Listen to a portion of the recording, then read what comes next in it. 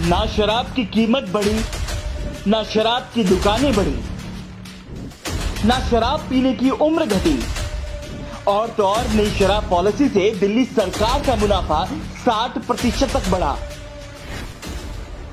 इस पॉलिसी के अंदर जो टेंडर सरकार के पास आए, जिसमें रिटेलर और डिस्ट्रीब्यूटर ने एडवांस जमा करवाया, उससे 60% तक रेवेन्यू बढ़ रहा था। मगर एलजी साहब ने 2 दिन पहले यू टर्न लेकर सरकार को भारी घाटा करवाया। कुल मिलाकर सभी बातों का निचोड़ यही है कि शराब की कीमत बढ़ाए बिना दिल्ली सरकार का इतना राजस्व बढ़ा, फिर घोटाला कैसे हुआ?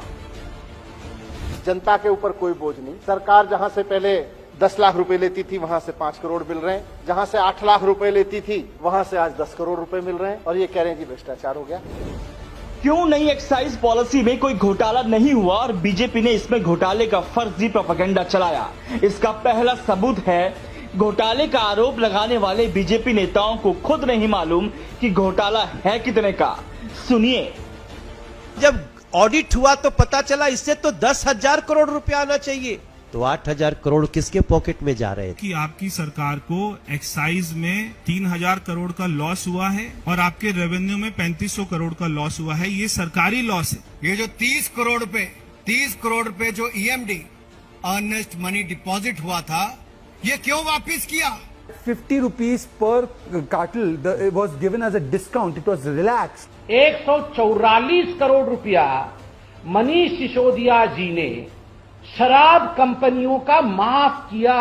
पूरी दिल्ली में 20,000 करोड़ रुपए की शराब सालाना बिकती है, इसका 12% 2,400 करोड़ 2,500 करोड़ हुआ, और ये तय हुआ आधा माल हमें दे दो और बाकी तुम ले लो। बीजेपी की साजिश को हम एक बार फिर एक्सपोज करेंगे। उससे पहले यह भी जानना जरूरी है कि मनीष सिसोदिया के घर सीबीआई की रेड को 1 हफ्ते हो चुके हैं, लेकिन सीबीआई अब तक ये नहीं बता पाई है कि उसे रेड में मिला क्या। कुछ नहीं मिला। 14 घंटे तक इन्होंने रेड कराई मेरे घर में, लेकिन इनको 1 पैसे की बेईमानी का कोई सबूत नहीं मिला।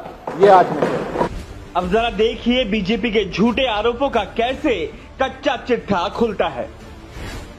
बीजेपी कहती है कि पहले एक शराब की बोतल पर सरकार को ज्यादा फायदा होता था और अब कम। बीजेपी ये भी झूठ फैला रही है कि दिल्ली में शराब के दाम बढ़ा दिए गए हैं। लगता है बीजेपी में सब के सब फर्जी डिग्री वाले ही हैं क्या? इनके अकल पर ताले क्यों पड़ गए हैं? उनकी समझ में ये बात नहीं आ रही कि नई शराब नीति में दिल्ली सरकार हर बोतल पर नहीं बल्कि डीलर और रिटेलर के लाइसेंस से मुनाफा कमा रही है। पहले शराब डिस्ट्रीब्यूटर को L1 लाइसेंस 10 लाख रुपए में मिलता था। नई शराब नीति में इसे बढ़ाकर 5 करोड़ प्रति साल कर दिया गया है, यानी कि हर डिस्ट्रीब्यूटर पर 4 करोड़ 90 लाख का फायदा।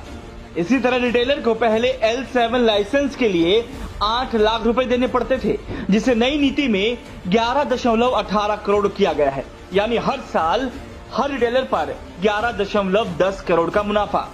पहले शराब की एक दुकान से 7.6 करोड़ की आय होती थी, जो नई नीति से बढ़कर 11.18 करोड़ हो गई, यानी हर साल प्रति शराब की दुकान पर सीधे 4.12 करोड़ का फायदा।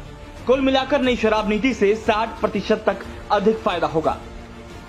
ये इतना आसान गणित है कि बच्चा भी समझ जाए, लेकिन बीजेपी नेताओं को ये समझ में नहीं आ रहा। असल में बीजेपी शराब घोटाले का झूठ फैलाकर केजरीवाल सरकार को बदनाम करना चाहती है। देश भर में अरविंद केजरीवाल की बढ़ती लोकप्रियता से पीएम मोदी और उनकी सेना घबरा गई है और इसीलिए केजरीवाल सरकार को गिराने के लिए साम दाम दंड भेद लगा रही है। लेकिन सुन लो मोदी जी, ये कट्टर ईमानदार आप है, सर कटा लेंगे लेकिन झुकाएंगे नहीं।